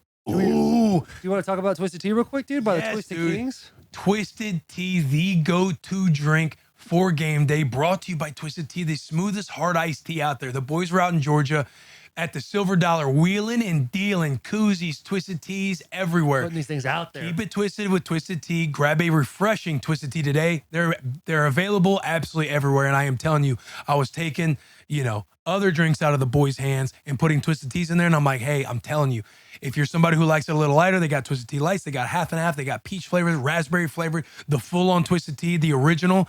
They are awesome. 5% ABV. Knock your socks off. Get Twisted Tea. Party with the boys. Be a couple of Twisted Kings and Queens with us. God, that's outstanding. You were in flow state right Thank you. there. Thank you. I was fired up. It's good when you love the fucking product. Like Yeah. that is an easy product to That's sell. an easy product to sell. Go ahead, Mitchell. All right. Our twisted question of the week. Would you rather create history or delete history? Create. Create.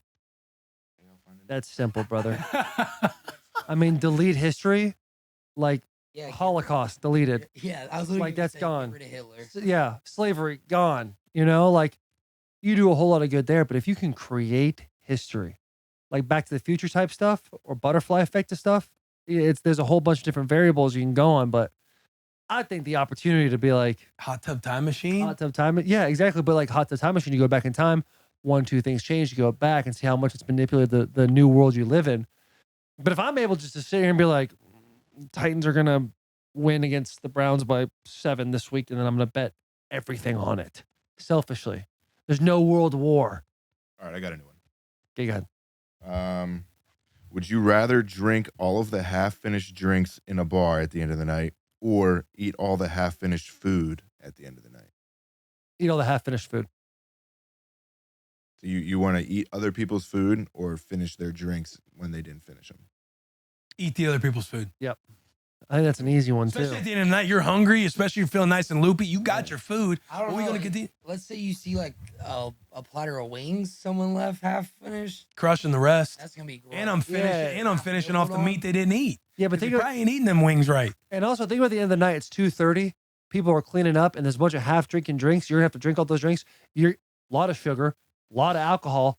You're gonna get the fucking spins, brother. You're gonna get the spins, and you're gonna throw up big time. That's a Throw up if you eat all the food. that's a Yeah, hangover, I'm saying brother. sugar, that's a non-component. I'm eating ice cream, whatever the fuck it is. Yeah, no, I'm saying all the sugar in the drinks. Like you have like a B-wall shot or a pink panty dropper, and there's a whole bunch of those things in these little drinks. And you're mixing a whole bunch of alcohols.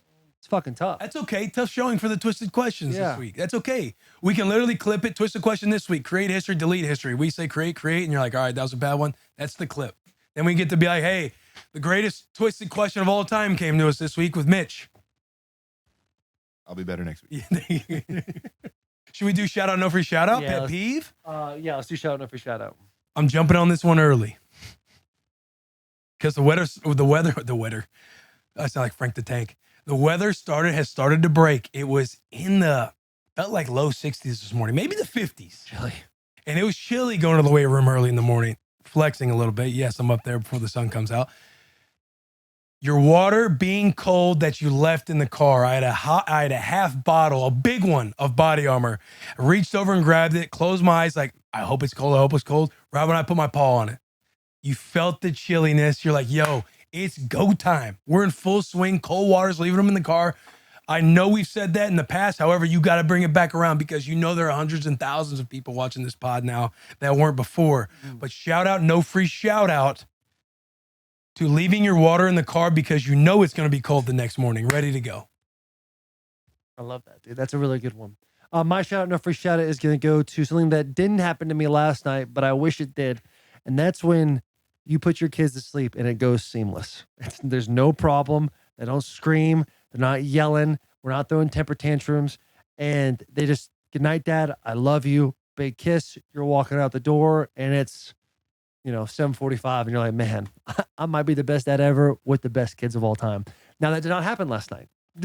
Last night, I was in hell with my youngest daughter who threw the biggest temper tantrum I've ever seen in my life. Pet peeve of the week. Yeah, well, it could be my pet peeve. I have another pet peeve, but because I don't want to, I don't want to shame my daughter too much. But I will tell you guys, it was a little bit of hell, and it made me sit there and reminisce on those times you have every once in a while. They're like real easy put downs, real easy 9 nights, and it's like it's such a great feeling, especially when you do both of them. Like sometimes my wife's a little tired. I'll say, hey, honey, I'll get both the kids tonight, no problem. So I'll go up, I'll put Willow down first. Rip over to Win. Win's easy, dude. She's a plug and play type kid now. That kid can fucking rip. That's no issues ever. In and out. That's the type of stuff. Love it. Boys, anybody got a shout out, no free shout out in the back? Sure. Don't be too excited, Yeah, Mitch. Jesus, the enthusiasm. Fuck. Crazy, brother. All right. My shout out, no free shout out. It goes to listening to music in the shower. There's just like sometimes maybe you're in like a down mood, maybe you're in you're just in a happy mood. You can find that right genre of music for when you hop in and you're either just like vibing, dancing in the shower, or you're just kind of putting your head on the wall, just like that. Typically when you're hungover, you just put your head on the wall, let that water just soak over you and just take the Sunday scaries away. but there's nothing better than listening to music in the shower. So shout out that. Hell yeah, brother. Oh yeah.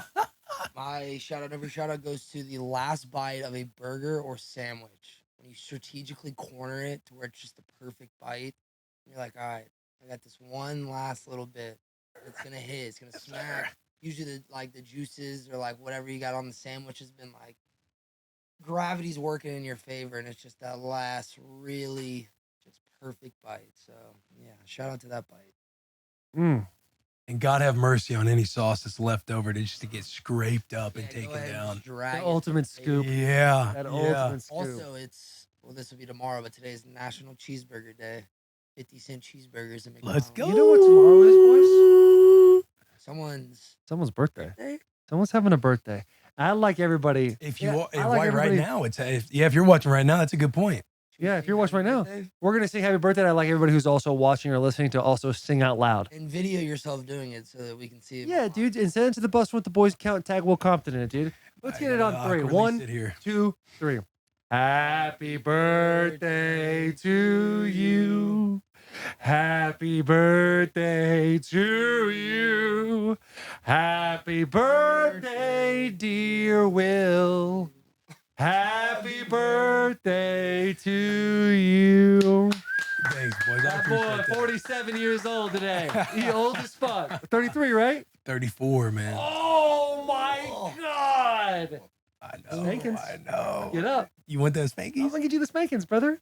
We've been Right doing now, it it's for going to years. take such a. You want me to pin you on the couch like I did in that first podcast, your first birthday? The Brazzers clip resurfaced. Yeah, the resurfacing of the Brazzers clip. You want that? Take your shirt off.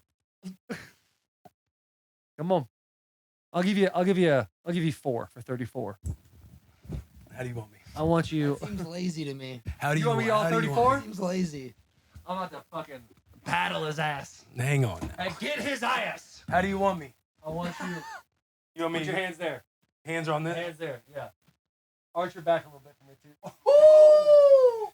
Ready?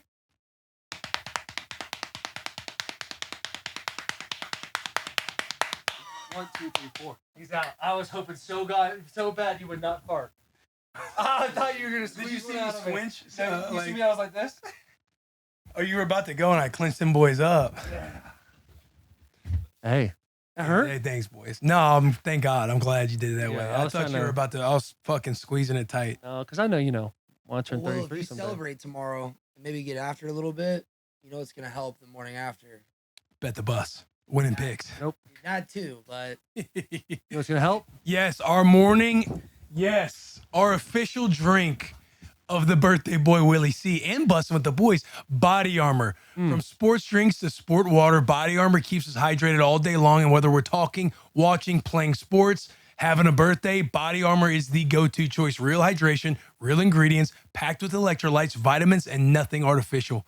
Body Armor has great tasting flavors like strawberry banana and blue raspberry. However, I will tell you that Blackout Berry is my personal favorite. The best athletes and podcasters in the world drink Body Armor.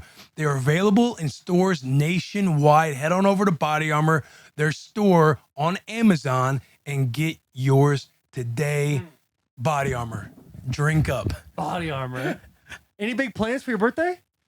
My wife's doing something for me. I don't know what it is. God. And surprises, I love them when they're happening. However, the way my routine brain operates, it fucking throws me off. Yeah, That might be my pet peeve. I'm gonna say, It's is that so your pet funny, peeve? dude. It's so funny the way you just. We get there, you're like, fucking Charles, planning something for me tomorrow. I'm thinking, it's your birthday. Like, she's I doing something know, nice for you. because I every gotta time shoot it's the happened, bus today, man. That's just. I know it's just, it just the wires get off. You know what I As an mean? athlete, there's nothing better than routine. But when it's happening, I do love it. You get where there's that surprise when you're at Jeff Ruby's. She drove my ass to that fucking wolf park where we hung out with wolves all day long. That was fucking awesome, but I was pissed. I'm not lying, boys. We packed the car up. We drive to Montgomery, Alabama, night one. And I'm thinking, yeah, hey, sweetheart, like, is it here? Is it in Alabama? I don't know what's going to be in Alabama that's going to get my rocks off and you're going to fire me up. And she But- won't tell you. No, she won't tell me. We got to stay in the hotel overnight. And she's like, all right, I'm like, how long's the drive today, this morning? We got to get up and leave by like 8 or 9 in the morning. I'm like, how the drive's not gonna be long. Probably 3 more hour drive. And by the time we're in the fucking, we were driving back from Athens, like on the windy roads or whatever, say you're in it like that. I'm thinking, what in the fuck is gonna be wherever we're going that you think I'm gonna be so excited about? And why couldn't we fly? Yeah. Like at this point, Why couldn't we why fly? couldn't we fly? What's the closest airport? Where are Yeah. we at? But then we pulled up. I was like, sweetheart, I go, I don't know what you're about to see, but I'm just gonna tell you right now, I think it's gonna be, you're gonna be surprised about me being upset about this. Because unless we're swimming with orca whales at this point, I don't know what we're doing. And at that time, you weren't as infatuated with orca whales. No, I've loved orcas since Free Willy. I'd had the compass. I watched all the movies, My fault. everything. That's a friend not knowing a friend. Yeah. But we pulled up to this wolf reserve, and it was awesome. So anyway, I do love the surprises once they're happening. However, I fucking, I'm like, well, how long what time are you going to be home today? I'm like, I obviously got to get some stuff in if you don't want me to go into work tomorrow. We're doing the shows, we're doing the S&P. I want to be prepared. Am I going to get to prepare? Are we going to be able to watch Monday Night Football tonight? Like all the things, right? You know what I'm saying? So I feel you. And it's a doubleheader tonight too. I know, but she did say, listen, relax. It's going to be chill. Yeah, the boy his head gets in a blender. Yeah. However, love the surprises. Love the surprises. Dude, while you were telling me the surprise about the wolf sanctuary, I thought about a girl I dated. She took me on a surprise trip one time. And I might have told this on this show before, but she took me to Huntsville, Alabama, and took me to basically like a rocket camp type thing, like a spaceship place. And she pulls up, she's like drives me there. She won't tell me where we're going. It's like 3 hours away. Huntsville. It's like a 3 hour drive, or maybe it's an hour and a half. I have no fucking idea. But I get there and I'm looking around like it's my birthday. And I have literally camp starts in 3 days. I'm like, what are we doing here? She's like, you love space. And I'm like, what do you mean I love space? And we watched, what's the movie with we watched Interstellar. And I remember vividly, I'm laying in the bed with her and I go, hey man, space is pretty cool. Isn't it wild how like there's just so much of it? That's all I said. And she takes me to Huntsville, Alabama. And I remember her whole family showed up. They were so excited to like show me this thing. She was also from Alabama. I literally excused myself to go to the bathroom. I had to look myself at the mirror and be like, just have fun. Just have a good time because it's going to be a fucking brutal day. And essentially it was me, this girl I was dating, her family, and a 3rd grade field trip. And we went through this whole thing together. And that is the longest hilarious. day. But we made the most of it. It ended up being a lot of fun. I can always imagine the conversations going on in your head, being like, what in the fuck? I was so confused. Like, space is happening right now? Space camp. Like, why am I at space camp? And I like just turned like 23. Like, what am I doing at space camp? Nothing. It was wild, man. Truly wild. But yeah, surprises. Nothing better than surprises. Yeah. What's happening, and she hasn't missed. So it's like one of those things. I'm sure I'm gonna love it. It's just wrapping my head around it. You know what I mean? It's like just to see what it is. I used to doing vacations, and then you're going on these trips to Italy, which ended up being fucking a blast. But it's just you had a great time doing that. It's just like getting uncomfortable. Right. Your boy would love to just clock in, clock out, fucking go home, watch some ball, binge some shows. I don't know how you find time to watch the shows. I spend so much time watching football right now. I feel like I haven't been able to recently. I want to get back in the suits because I feel like my wife, we've just been 2 shifts passing in the night with some of our scheduling, but I'd like to get back in the suits. It does. I enjoy some suits. I got to start watching suits. I gotta finish Last Kingdom with Talon. She's great show. Great show. Phenomenal show. Great show. Should we hit pet peeve? Yeah. Mine, I guess, mine will be the, yeah. Mine will be to hating surprises. All right. My pet peeve of the week, and it happened in South Carolina, is when someone tries to show you new music when all the boys are like trying to go to the bar or like pregame get hyped up to go to the bar. And this happened in South Carolina. Is like we were in the car and we just finished the Putt Punk concert and we're all a couple drinks in. And Will's trying to show me this rapper from Cleveland who isn't Machine Gun Kelly. And he's like trying to play it. I'm thinking to myself, bro, we're going to Jake's. We've been to Jake's 3-4 times. We're all a couple drinks in. Like, can we just listen to some bangers that everybody universally loves so we can get the fucking vibe going before we walk into this college bar? And he's like, nah, but you got to hear this guy. And then he would tell us stories that are essentially inside jokes with him and other friends that we don't know. And we got to sit there and listen to the inside jokes where it's like, that's great, Will. I'm so glad you had a fun time listening to that. What was this guy's name? Mike? Chip the Ripper. The Ripper. And I knew because I heard Chip the Ripper when I was in They Michigan. call me Chip the Ripper. And hey, I'm sitting there, guy, And like, we're all kind of just sitting in the car like, yeah, this is awesome, man. And I thought right then and there, I got to write this shit down because what an inopportune time. We should have just. Jack, did you feel the same way? I remember Chip the Ripper, and part of me remembers him being better. I do. Yeah, I was same. That's so funny Because hearing I remember that. a bunch of the boys from Detroit showing me Chip the Ripper and be like, this. And I remember either being from Cave Creek, Arizona, trying to be cool with the black guys or whatever. But I remember him like hitting. And I remember Will putting that on and thinking to myself, hopefully everybody else is enjoying themselves in this music right now. Because for me, I'm like, it's killing my vibe a touch. That is so But funny. I also like would laugh to myself watching Will like really enjoy telling us these stories. And it's kind of like your grandfather just telling you old war stories about going uphill both ways in the snow. And you're just like, all right, Yo. man. I hope you're enjoying it. I love hearing that story because I hadn't heard it until just now. But now that I think about that car ride over, I was hell-bent on showing you guys that song. And the lack of hearing that now, I'm like, I can totally see that. My lack of awareness trying to show you guys music when you're just trying to get hyped to go to Jake's bar. Jack, you put something on, we're all like kind of bobbing to it. And Will's like, yo, what's that guy's name? Let me see Will working through like, man, what's his name? I know. And he was like, We you were know, so watching he'd be the like, for like YouTube video and for Yeah, 30 it wasn't seconds. even on the, it wasn't even on the Pull we're the just, music down. Yes, dude. you had to turn the music down just to hear it on my phone. And I'm thinking, Yeah, he called me Chip. The Rip. Right, And he's guys? like, yeah. I was like, dude, what are we what's doing? funny too, Jack, is when I heard it, I was like, I do remember feeling a little more hyped than what I'm hearing now. That's why I was like, we got to get on the sound system. And it's a little different on the sound system.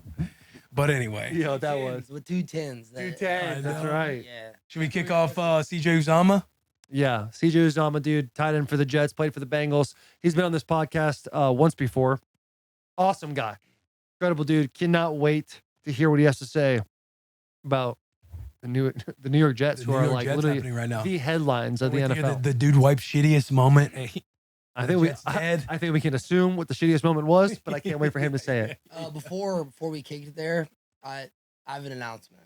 Oh, Okay. More of just I'll just get right into it. The last month since Taylor's been back, emotionally I've been running on high. And I think it's pretty obvious to the fan base.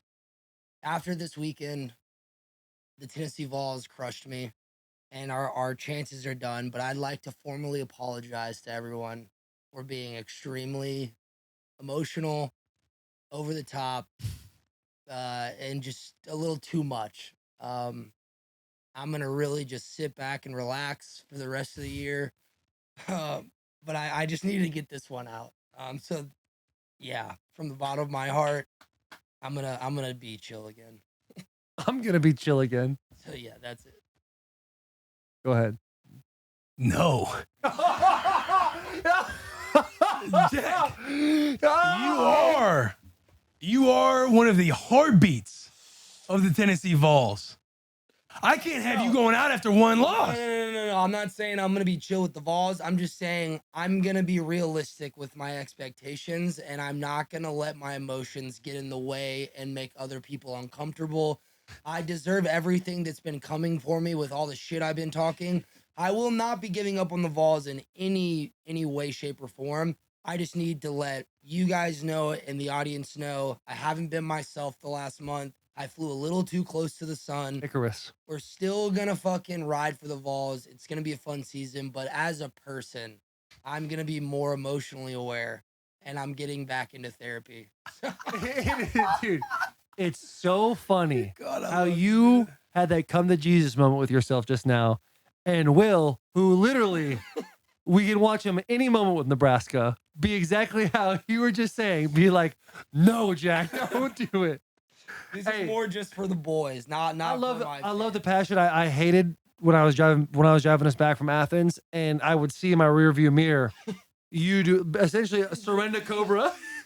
He was calmer and quieter than I thought he was going to be. No, once I saw, because G was holding the thing up and I was seeing it was like 26-19, or it was the game was over essentially.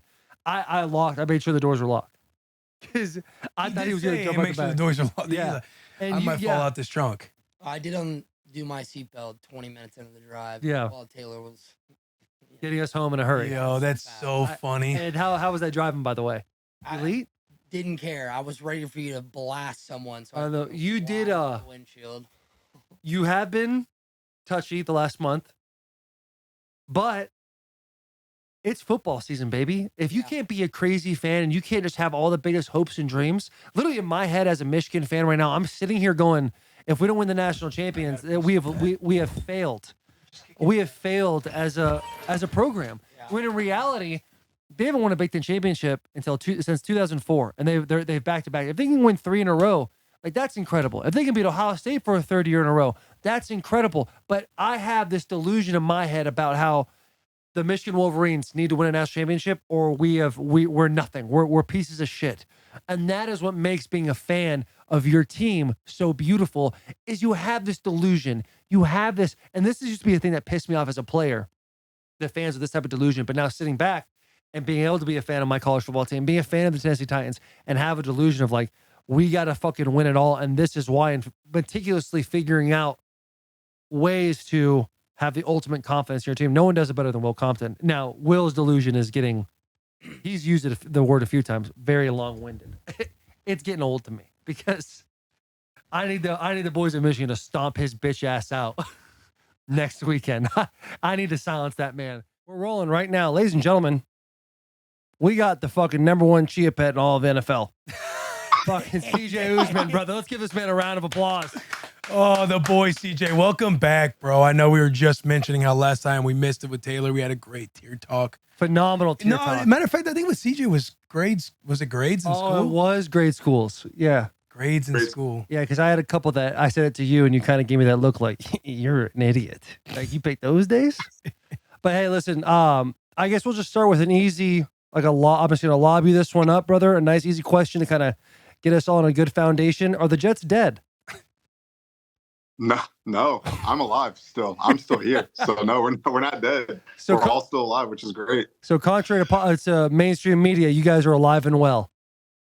No, we are. And yeah, as much as you know this, like as much as you try to like not, tune everything out, you always hear something. You always hear some just random somebody saying something. And the people in your own, locker room, the beat writers that are supposed to kind of be for you, they're against you. And so yeah, that's just the way it is. We're gonna continue to hear that probably the entire year. Like, oh well, even if they're going on a win streak, it doesn't matter. They're still this and that, and it is what it is, man. So no, we're alive. We're alive and well. I saw everybody in the locker room today. The boys are ready. So yeah, it's great. What's the vibe like? You guys have an emotional week one. Rodgers, he goes down. Everyone knows that story right now. He goes down. You guys have an emotional win. The boys are hyping the end zone after that punt return. Hype. You're probably, not riding high, but like, nobody's picking us to win, which is a great spot to be in. And then playing a tough Dallas team. What's the vibe like after a loss like that? Obviously we talk about mainstream media. You hear all the rumor, you hear all the chirps with Zach Wilson. It's Zach Wilson. No, he's more confident with Aaron Rodgers now. He's going to be a different product this year. He throws the picks that he does. It's like, is it the same old Zach Wilson? What is the vibe like overall with the boys after a loss like that? Yeah, I think it was great after the game. Sometimes you're like, yeah, we just got to get back to work and we just got to correct whatever it was. And no, that's not the case, to be honest. Like Justin Hardy came up and he kind of let us have it, and we needed it. He talked about all three phases not playing well. The defense, I think, played like 90 snaps. Offense, we only played 49, and that's not going to cut it, right? Like that's not going to win us football games. So yeah, we kind of let each other have it a little bit. We're all looking at each other in the mirror, and we're kind of understanding that we honestly just played like shit. And kudos to them. They're a really good team, and they had our number, and we have to take that under the chin, but we understand that we shot ourselves in the foot a lot and in a really bad way. It's not all on Zach, and we keep telling him that, right? Like the quarterback's going to get the grunt of it, and everyone's going to try to collapse everything onto him. But he was just trying to make plays, and he did make plays. I think that he played well. He didn't play great. None of us played great. Obviously we feel like we got killed. And but truth of the matter is we're going to come back, and vibes are still high. Vibes are really, really high after kind of understanding that we played just absolutely terribly, and still were able to have a little bit of success in the honestly just the worst that we've probably played in quite some time. So yeah, I mean it's tough, and we have Zach's back 100%. We have each other's backs, and yeah, this next week divisional game is going to be a good one. You brought up a big point of defense playing 90 snaps and you guys playing under 50 snaps. As an offense, like, where do you guys see that you could improve the most? I mean, there's obvious answers there, but like as a unit, like where do you see you guys like being like, if we could just eliminate these couple of things, we're going to have a whole lot more success, give our defense a more of a rest and not have to play almost 100 snaps during a game.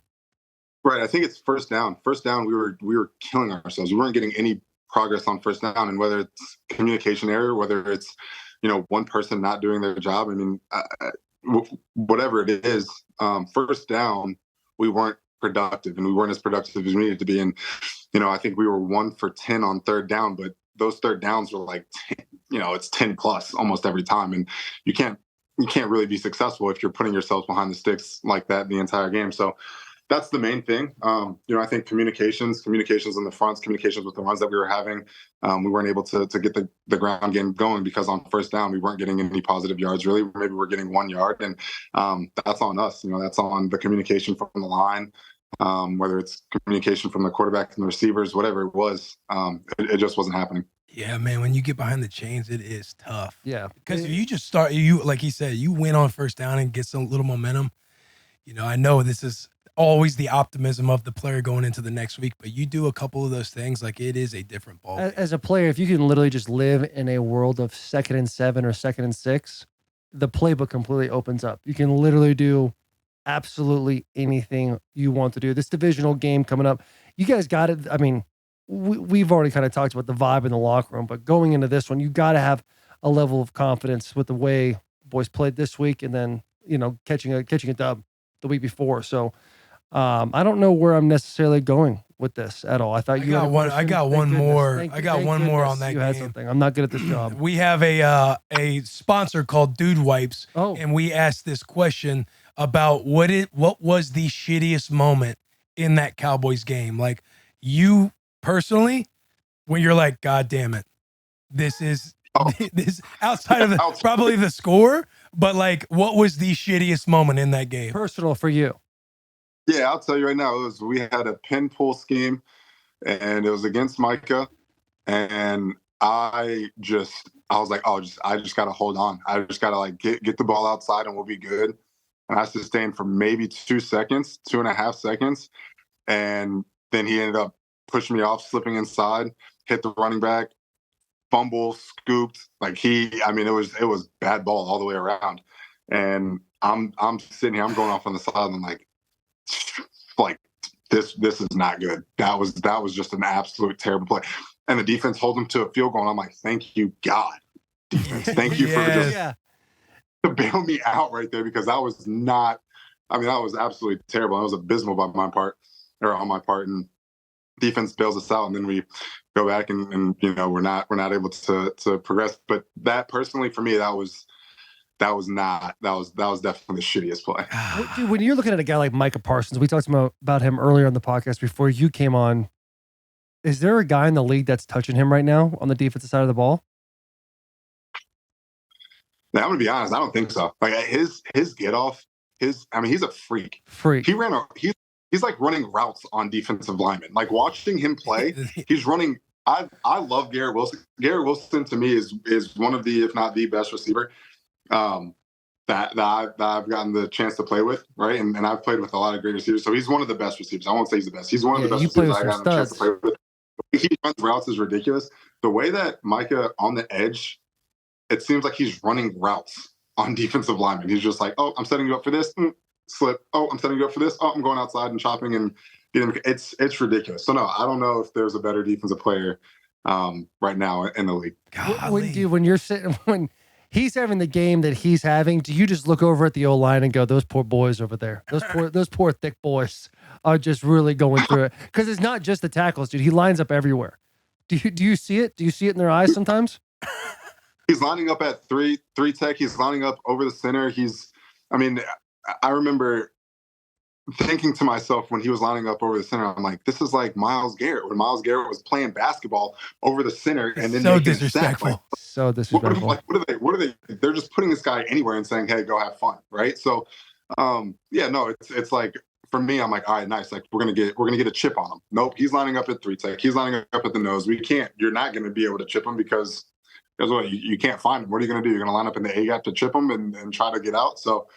Yeah, no, that was seeing him. He's a freak athlete. He's an unbelievable player, and yeah, we didn't have an answer for him. And his celebration where he like crawls number one without his legs. Von Miller I'm literally tearing my fucking elbows to shreds trying to crawl like that on that turf. The way he's able to do it, he does seem like he's him. Yeah, I mean, I don't know. Well, listen now. I saw you had shoes on. You weren't warmed up.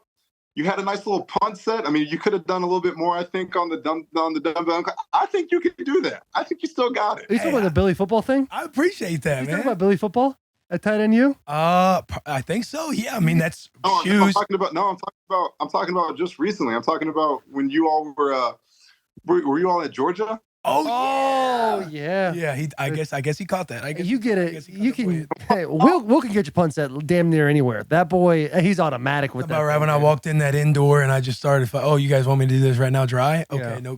no problem. Dude, a big area of conversation throughout the national football landscape is turf. You played on turf this weekend.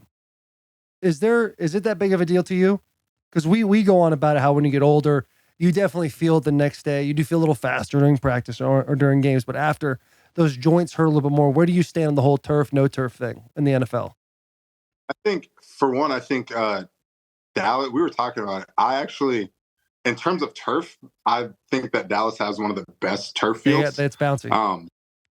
Yeah, it's a little bouncy, and I kind of like that. But in terms of turf in general, yeah, 100%. Like, you could stand on turf and not do anything, and the next day your knees and back are hurting. And I don't know if it's, I mean, I'm 30 now, so maybe that's the reason. But no, I think even prior to that, right? Like when I was younger, I'm like, dang, like why are people talking about this? And I wake up the next day, and I'm like, my back, like it's cracking in places it usually doesn't crack. So yeah, I mean, I think there's definitely a difference. You can definitely feel it even when you're out there. If the defense is playing 90 plays, they're going to feel it before the next day, right? Yeah. And then today, they're like, oh, all right, we gotta kind of run this off a little bit, try to flush the system. But yeah, there's definitely a difference. There's definitely a reason why, Messi decided not to play at Atlanta, right? Because they have a turf field, and he was like, I'm not going to play on this turf field. So, yeah, I think, the obvious answer is, yeah, grass is way better than turf is. Yeah, I know, because we would talk about it, and that was basically what we're saying. Like when you're younger, you feel like the turf just makes you faster. You're just not really, you're not really aware of what the vets and everybody else is talking about until you're like, like, man, why do we got to practice on turf today? Let's stay outside on the field. Like you just feel much better when you get done playing a football game on grass than you do turf. But I don't know of any players that prefer turf over grass unless you're like some young guy and you just haven't felt it yet. Yeah. Yeah. Unless you're in high school, right? Like I remember in high school, there was one team that we played against that had turf, and we were like, oh my gosh, This is the coolest thing. We need turf. Like, this is sick. And now I'm like, nah, I'm cool. Like, let's go grass as much as we can. Let's get out of here. No doubt, dude. Was it you on the show that was talking about Odell and during the Super Bowl, how you guys really went out in the field and the paint was a little bit different for the Super Bowl. And you're like, you got to watch out on that 46-yard line, that paint going on there. It's just crazy how much a little bit of different texture on the field can make a whole bunch of difference on guys and non-contact injuries. It's a wild deal. Do us a favor before you get out of here. I'm going to name 3 random teams, and I want you to rank them for me, okay? Is that Whistle cool? Pig, Whiskey, Tier Talk right now, Whistle Pig, Tier Talk. Just 3, and I'm going to go off the top of my head. It's going to be, let's go Bills, Dolphins, Patriots, rank them.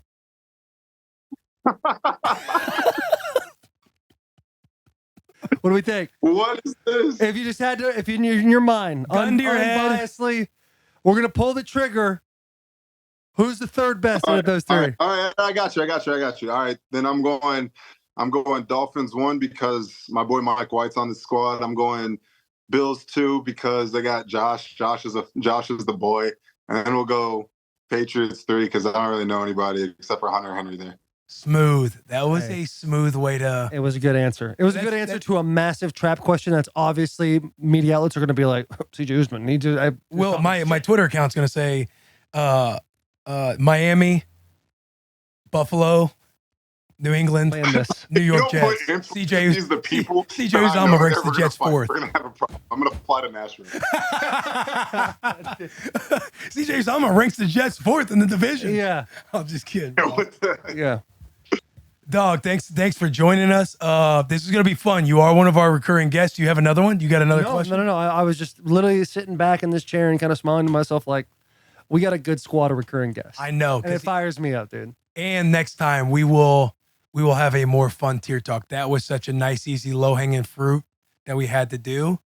But we appreciate you coming on, man, because you are one of the boys. You get it. You get everything we do, and that's what's going to make it fun. You understand the process for sure. Yeah, I appreciate you guys having me on. This is gonna be fun. Yes, sir. Good luck this weekend. Fucking, you do not want that green hair to go to waste, brother. We are pulling for you. Yeah. Out here at the bus. Yeah. Well, let's actually. I do have one more question. When do we do that? The hair, because it's green and green is loud, but that's a loud green. Yeah, no, it is a loud green. So we did the green before the first week. We dyed the hair before. I have to make sure everyone knows this.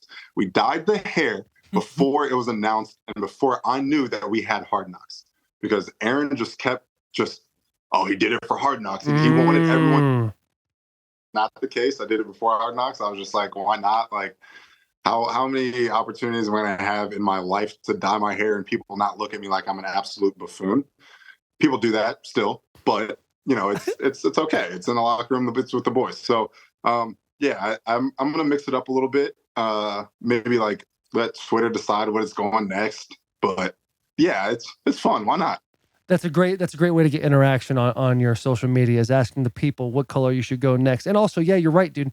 Being an NFL football player is an automatic cool card. Automatic. Even if you're that kicker for the Colts a couple years ago with the glasses, like automatically cool. So when you go and pop on the green hair, there's some kid that's a fan of the New York Jets right now sitting in the Bronx going, I want to be just like that. And he's dyeing his hair just like you. So congrats on being cool all day long with that haircut, brother.